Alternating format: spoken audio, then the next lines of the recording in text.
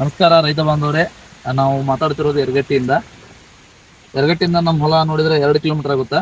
ನಾವು ಯಾವ್ದು ಎತ್ತಕ್ಕಾಗಿ ವಿಡಿಯೋ ಮಾಡ್ತಿದ್ದೀವಿ ಅಂತಂದ್ರೆ ನಮ್ಮ ಕಬ್ಬು ಈ ಸಲ ಚಲೋ ಇಳುವರಿ ಬರಾಕತೈತಿ.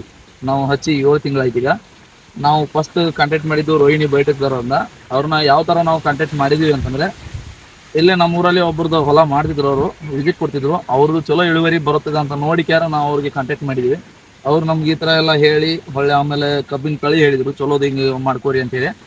ಆಮೇಲೆ ಅವ್ರು ನಮ್ಗೆ ಕೊಟ್ಟಿದ್ದು ಸಕ್ಸಸ್ ಕಿಟ್ಟಿಂದ ಏನು ಯೂಸ್ ಅಂತಂದ್ರೆ, ಸಕ್ಸಸ್ ಕಿಟ್ ಮಾಡೋದ್ರಿಂದ ನಿಮ್ಗೆ 8ರಿಂದ 10, 12, 13, 14, 15 ಈ ಥರ ನಿಮ್ಗೆ ಮರಿ ಹೊಡಿತಾವು. ನೋಡ್ಬೋದು, ನಾವೀಗ ದಂಡೆಯಾಗಿದ್ದೀವಿ. ನಮ್ದು ದಂಡೆಯಲ್ಲೇ ನಮ್ದು 8, 9, 10 ಮರಿ ಇದೆ. ಒಳಗೆ ನೋಡಿದ್ರೆ ಇನ್ನು 10, 15 ಸಿಗ್ತದೆ ನಿಮ್ಗೆ. ಆಮೇಲೆ ಮೈಕ್ರೋ ಪವರ್ ಈಕೋ ಕನೆಕ್ಟ್ ಕೊಡ್ತಾರೆ. ಮೈಕ್ರೋ ಪವರ್ ಅಂದ್ರೆ 7 ಕಂಟೆಂಟ್ ಬರುತ್ತೆ. ಅದರಿಂದ ನಿಮ್ಗೆ ಕಬ್ಬು ದಪ್ಪ ಆಕತಿ, ಚಲೋ ಆಕೈತಿ. ಈ ತರ ನಮ್ದು ಬೆಳೆ ಬಂದೈತಿ. ಈಗ ನಾವು ಕಬ್ಬು ಹಚ್ಚಿ ನೋಡ್ಬೋದು, ನೀವು 7 ತಿಂಗಳಾಯ್ತು.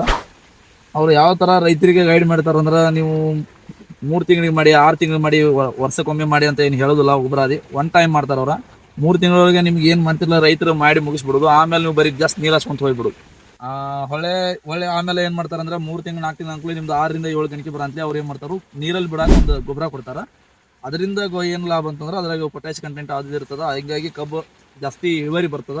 ಕಬ್ಬು ಮರಿ ಜಾಸ್ತಿ ಕಣಕಿ ಜಾಸ್ತಿ ಆಗ್ತಾವ. ಆಮೇಲೆ 7 ತಿಂಗಳಿಗೆ ಒಂದು ಗೊಬ್ಬರ ಕೊಡ್ತಾರ. ಅಂದ್ರೆ ಏನಂದ್ರೆ, ಅದರಿಂದ ಲಾಭ ಏನಂದ್ರೆ, ನಿಮ್ದೊಂದು ಕಬ್ಬು ಏನೊಂದು ಸ್ವಲ್ಪ ಹೆಚ್ಚ ಕಮ್ಮಿ ಲೇಟ್ ಆದ್ರೂ ಅದರಿಂದ ತೂಕ ಕಳ್ಕೋದಿಲ್ಲ.